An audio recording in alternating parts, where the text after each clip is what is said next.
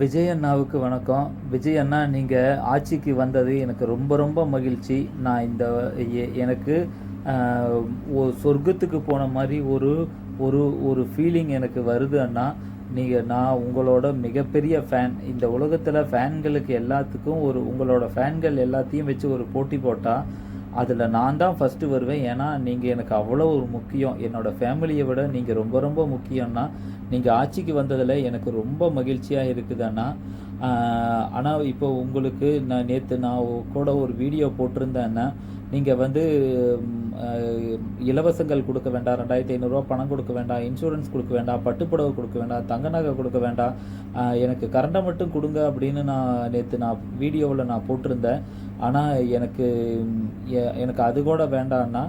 எனக்கு நீங்கள் இப்போது இந்த பெண்கள் குழந்தைங்களோட பாதுகாப்பு, இவங்களுக்கு பாதுகாப்பு மட்டும் கொடுங்கன்னா போதும்னா.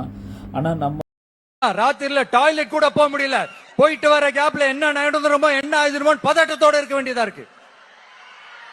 ஒரு பாட்டி வயசுல இருக்கிறவங்களுக்கு கூட பாதுகாப்பு இல்ல.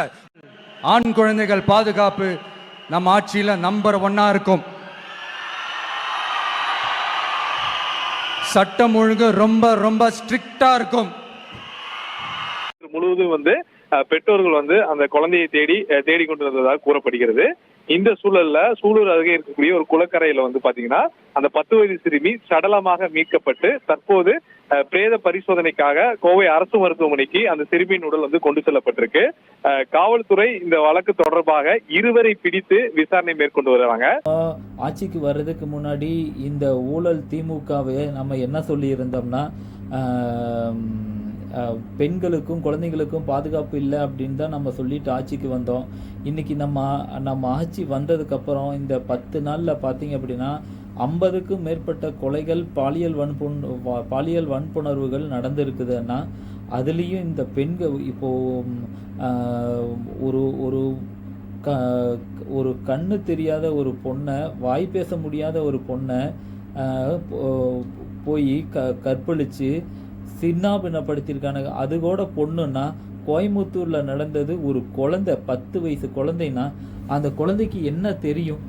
அந்த குழந்தைக்கு என்னன்னா தெரியும்? அந்த குழந்தைய போய் இவனுக்கு இந்த காம கொடூர நாய்கள்னு சொல்லக்கூடாது.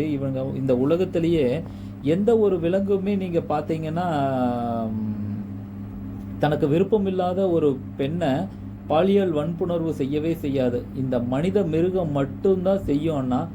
இந்த உலகத்திலேயே மோசமான மிருகம் எது அப்படின்னா அது மனிதன் மட்டும்தானா.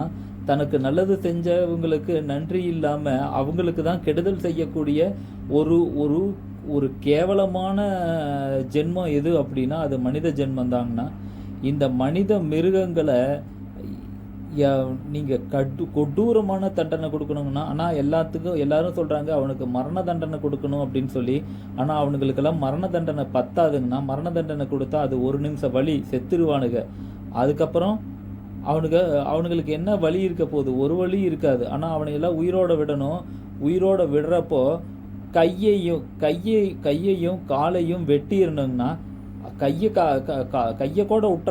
கூட வெட்டிட்டு காலை விட்டுறணுங்கன்னா, அதில் முக்கியமாக அவனோட ஆணுறுப்பை வெட்டிடணுங்கண்ணா. கையையும் ஆணுறுப்பையும் வெட்டிட்டு காதையும் வெட்டி விடணும்னா, அப்புறம் நாக்கையும் வெட்டி விடணும்னா, இது எல்லாத்தையும் வெட்டி விட்டு அவனை உயிரோட விடணும்னா, அப்படி பண்ணுறது தான் சரியான ஒரு தண்டனையாக இருக்கும்னா.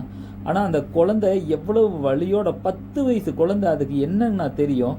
என்ன தெரியும்? அந்த குழந்தைய தூக்கிட்டு போய் இவ்வளவு கேவலமாக பண்ணியிருக்கானுங்களே. அந்த குழந்தை எவ்வளவு வலியோட துடிச்சிருக்கும். யாராவது நம்மளை காப்பாற்ற வரமாட்டாங்களான்னு, என்னை விட்டுருங்கன்னு எவ்வளவு கதறி இருக்கும். யாராவது காப்பாற்ற வரமாட்டாங்களா? சரி, முடிஞ்சதுக்கப்புறம் தான் அந்த குழந்தைய உயிரோட விட்டுருவாங்க அப்படின்னு அப்போவாவது அந்த குழந்தை எதிர்பார்த்துருக்கமில்ல. ஆனால் அப்பயும் அந்த குழந்தைய உயிரோட கூட விடாமல் கொன்று குளத்தில் தூக்கி எறிஞ்சிருக்கானுங்களே. இவனுகள் எல்லாம் எந்த ஒரு மிருகத்தோடும் ஒப்பிட முடியாது. இந்த உலகத்திலேயே மோசமான மிருகம் மனித மிருகம் மட்டும்தான். மிருகங்கள் கூட தனக்கு பழக்கமானவங்களை என்றைக்குமே தாக்காது. அவங்களுக்கு நன்றி உணர்வோடு இருக்கும். எல்லா மிருகமுமே அப்படித்தான் இருக்கும். ஆனால் இந்த மனித மிருகங்கள் மட்டும்தான் தனக்கு யார் நல்லது செய்கிறாங்களோ அவங்களுக்கு திருப்பி கெடுதல் செய்கிறத மட்டுமே குறிக்கோளாக வச்சிருக்கக்கூடியது இந்த மனித மிருகங்கள் மட்டும்தான்.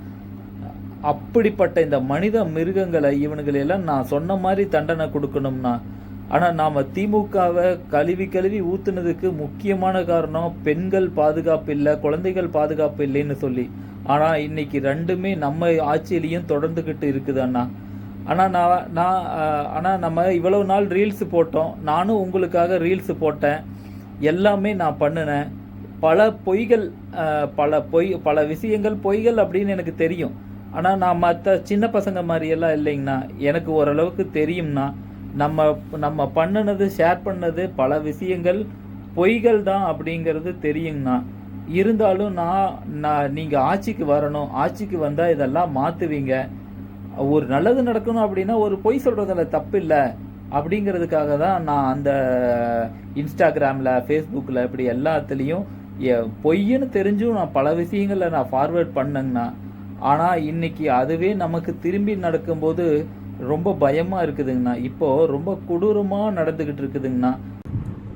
விஜயண்ணா, நடந்து முடிஞ்சதுக்கப்புறம் நம்ம தண்டனை கொடுக்கறதுனால அந்த குழந்தையோட உயிர் திரும்ப வரப்போகிறதில்ல அப்படின்னு நீங்கள் தான் சொல்லியிருக்கிறீங்க.